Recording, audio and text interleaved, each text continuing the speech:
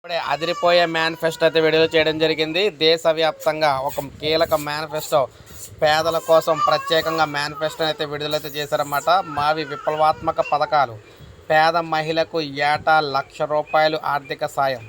అవును, ప్రతి మహిళకు కూడా రేషన్ కార్డు ఉన్న ప్రతి మహిళకు కూడా ఏటా ₹1,00,000 ఆర్థిక సాయం. ప్రజా హృదయమే మేనిఫెస్టో. రైతన్నకు గిట్టుబాటు ధరలు, ఉపాధి కూలీల వేతనం పెంపు.